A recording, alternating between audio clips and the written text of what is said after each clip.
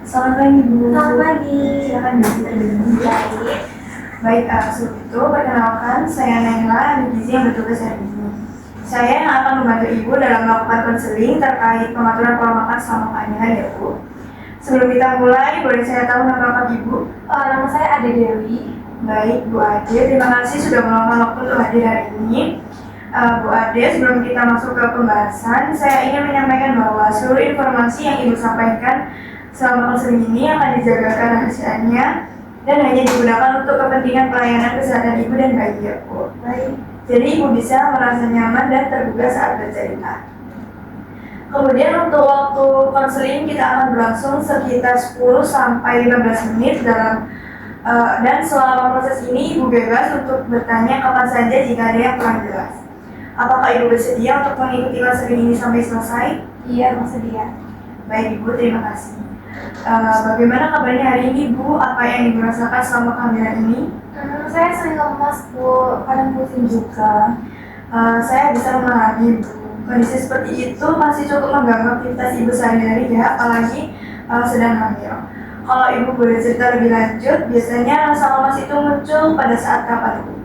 Apakah setelah aktivitas atau bahkan saat istirahat juga terasa? Biasanya tuh waktu pagi sama siang hari.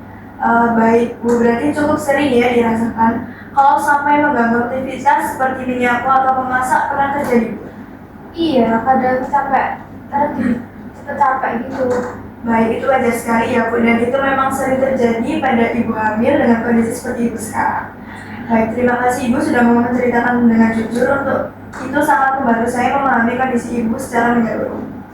Baik Bu Ade, berdasarkan kondisi Ibu tadi, tujuan dari konseling ini adalah yang pertama membantu mengurangi keluhan lemas dan pusing yang Ibu rasakan, kemudian meningkatkan status gizi Ibu selama kehamilan dan mendukung pertumbuhan janin agar optimal dan juga sehat. Jadi nanti kita akan fokus pada bagaimana Ibu bisa mengatur pola makan yang sesuai dengan kondisi Ibu, tapi tetap mudah dilakukan di rumah ya Bu. Apakah tujuan ini sesuai dengan harapan Ibu juga? Iya. Baik, sekarang saya ingin menggali kebiasaan makan Ibu, supaya saya bisa menyesuaikan saran dengan kondisi Ibu. Biasanya dalam sehari Ibu makan berapa kali?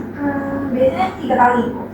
Kalau untuk porsinya biasanya dihabiskan atau sering tidak habis Bu? Kadang tidak habis. Biasanya tidak habis karena sudah kenyang atau karena tidak nafsu makan? Kadang itu seringnya tidak nafsu makan ya, Bu. Oke, baik Bu, itu sering terjadi juga pada ibu hamil, jadi Ibu tidak perlu merasa sendiri. Kalau untuk lauk, biasanya Ibu lebih sering makan apa? Biasanya tempe, tahu, kadang hati ayam atau enggak ikan. Baik, itu sebenarnya sudah cukup bagus ya, karena Ibu sudah mengonsumsi lauk hewani dan juga nabati. Kalau mie instan nih, apakah Ibu tadi kan Ibu juga sempat menyebutkan sering. Iya. Nah, kira-kira dalam seminggu Ibu bisa menghabiskan berapa kali? Sekitar 4 kali mungkin ya, Bu. Baik, saya paham sekali karena mie instan memang praktis dan mudah dibuat ya Bu. Apalagi kalau Ibu sedang capek. Kalau sayur, biasanya apa saja yang Ibu konsumsi? Saya kadang makan di sup ya, terus ada kangkung, bayam kayak gitu. Kalau buah? Pisang sama jeruk. Bagus sekali Bu, itu sudah langkah yang baik. Kalau minum teh atau kopi, Ibu ada kebiasaan atau tidak? Iya Bu, kadang minum teh sih. Baik, biasanya diminum setelah makan atau di waktu mulai Bu? Setelah makan. Baik, terima kasih sudah menjelaskan dengan sangat detail.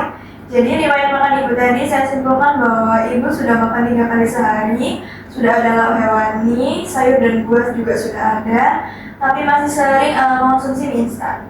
Nafsu makan Ibu juga kadang masih menurun ya Bu. Apakah sudah sesuai dengan kondisi Ibu? Iya. Baik Bu Ade, tadi kita sudah membahas mengenai kebiasaan makan Ibu sehari-hari. Selanjutnya saya akan menjelaskan hasil pemeriksaan status gizi Ibu berdasarkan data yang sudah tersedia ya Bu.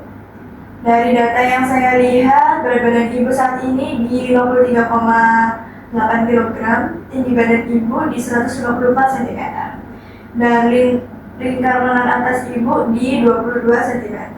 Selama ini Ibu pernah mendengar tentang lila sebelumnya tidak? Belum pernah. Baik Bu, saya jelaskan ya. Jadi lila itu adalah ukuran lingkar lengan atas yang digunakan untuk melihat apakah ibu ini mengalami kekurangan energi dalam jangka waktu lama atau tidak. Pada ibu hamil, jika nilai lila kurang dari 23,5 cm, maka termasuk dalam kategori kekurangan energi kronis atau KEK. Dan berdasarkan hasil ibu yaitu 22 cm, artinya saat ini ibu termasuk dalam kategori tersebut ya Bu. Berarti saya kekurangan gizi ya Bu? Iya, bisa dikatakan asupan energi ibu masih belum optimal.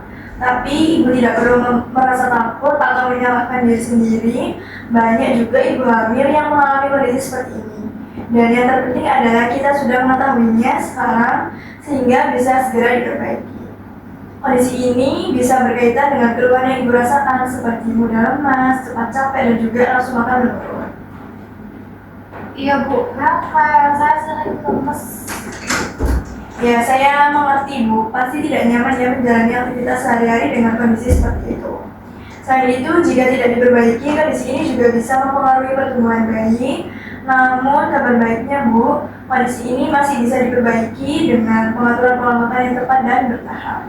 Jadi dari hasil ini nanti kita akan fokuskan pada meningkatkan asupan energi, meningkatkan protein dan juga zat besi, supaya kondisi ibu bisa membaik dan bayi tetap tumbuh optimal. Setelah mendengar penjelasan ini, bagaimana perasaan ibu? Agak khawatir sih Bu. Ya, itu wajar sekali Bu jika merasa khawatir. Tapi ibu sudah melakukan langkah yang sangat baik dengan datang dan mau memperbaiki pola makan. Saya akan bantu ibu pelan-pelan ya supaya tidak terasa berat. Nah, di sini saya juga ada leaflet untuk membantu ibu jika ada yang kurang jelas. Nah, di sini saya ingin memberitahukan prinsip makan ibu. Yang pertama ada 3 kali makan utama dan 2-3 kali selingan. Kemudian makanan tinggi energi, tinggi protein dan juga tinggi zat besi. Kemudian untuk contoh makanan yang harus ibu konsumsi itu ada karbohidrat, lauk, sayur dan juga buah-buahan. Kemudian di zat besi ini penting untuk meningkatkan hemoglobin, bisa dari hati ayam, daging, dan juga ikan-ikan. Kemudian protein penting untuk pertumbuhan bayi ya Bu. Nah, di situ di dalam leaflet juga ada makanan yang perlu ibu hindari, seperti mie instan, kerupuk, teh setelah makan. Kenapa teh tidak boleh ya Bu? Karena teh ini bisa menghambat penyerapan zat besi Bu, jadi HB ini nantinya akan sulit naik. Kemudian di makanan yang dianjurkan itu karbohidrat ada nasi, kentang, dan juga roti. Nah, ini itu sebagai sumber energi ya Bu. Kemudian untuk protein hewani, ibu bisa mengonsumsi ikan, ayam, telur, atau hati ayam. Nah, konsumsi ini dapat membantu meningkatkan hemoglobin ibu dan pertumbuhan bayi. Kemudian di protein nabati, ini ibu bisa mengonsumsi tempe atau tahu.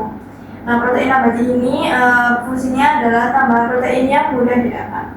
Kemudian untuk sayur ibu bisa mengonsumsi buah bayam, kangkung, atau juga brokoli. Nah, sayur ini penting juga karena mengandung zat besi dan juga vitamin. Kemudian di buah-buahan, ibu bisa mengonsumsi jeruk, jambu, atau juga pisang. Jadi mana ini dapat membantu penyerapan zat besi. Kemudian ibu juga dianjurkan untuk minum susu ibu hamil. Nah, ini itu untuk membantu memenuhi kebutuhan tambahan dari ibu. Baik Bu Ade, supaya ibu lebih mudah dalam mengatur makanan sehari-hari, saya ingin mengenalkan satu konsep yang namanya daftar bahan makanan penukar atau DBMP ya Bu. Baik. DBMP itu daftar makanan yang dikelompokkan berdasarkan kandungan gizinya, terutama energi, protein, lemak, dan juga karbohidrat. Jadi makanan dalam satu kelompok itu bisa saling ditukar ibu tanpa mengubah nilai gizinya secara signifikan. Misalnya dalam kelompok karbohidrat nih, ada nasi, kentang, roti, nah itu bisa saling menggantikan ibu. Kemudian fungsi dari DBMP ini, yang pertama memudahkan ibu dalam memilih variasi makanan, supaya ibu tidak bosan dengan menu yang itu saja, dan juga membantu memastikan kebutuhan gizi tetap terpenuhi meskipun makanannya berbeda-beda. Jadi kalau misalnya ibu bosan makan nasi nih, ibu bisa ganti dengan kentang atau juga roti, tapi tetap memenuhi kebutuhan energi ya Bu. Menurut ibu, cara seperti ini kira-kira memudahkan atau tidak Bu? Iya, jadi lebih fleksibel ya Bu untuk pemilihan makanannya. Iya, betul sekali Bu. Sekarang kita buat target perubahan ya Bu, supaya tidak terasa berat. Nah, dari kebiasaan ibu tadi, yang pertama mie instan masih cukup sering, kemudian nafsu makan kadang turun, sayur dan buah juga berprotein. Kita tidak perlu langsung mengubah semuanya sekaligus, kita mulai dari yang paling mudah dulu. Menurut Ibu, perubahan apa yang paling siap dilakukan dulu? Mungkin mengurangi konsumsi mie instan ya Bu. Ya, baik Ibu. Kemudian target kita, yang pertama mie instan, jadi yang biasanya dari 4 kali jadi maksimal 1-2 kali per minggu. Kemudian menambahkan lauk hewani setiap hari, makan buah minimal 1 kali sehari, dan juga menambah seringan agar Ibu tidak merasa cepat lemas. Apakah target ini realistis untuk Ibu lakukan di rumah? Iya Bu, masih bisa. Baik Ibu, kita lakukan secara bertahap ya. Baik, supaya saya yakin penjelasan saya sudah jelas, saya ingin Ibu mengulangi beberapa hal ya. Ini bukan untuk menguji, tapi supaya saya tahu apakah penjelasan saya sudah bisa dipahami. Menurut Ibu, kondisi yang Ibu alami sekarang apa? Anemia sama kekurangan energi. Bagus. Kemudian makanan apa yang harus ditambah? Lauk hewani, lalu sayur, buah, Makanan yang harus dikurangi apa Ibu? mie instan sama kerupuk. Kenapa tidak boleh minum teh setelah makan? Tadi karena menghambat zat besi ya, penyerapan zat besi. Ya, betul sekali Ibu.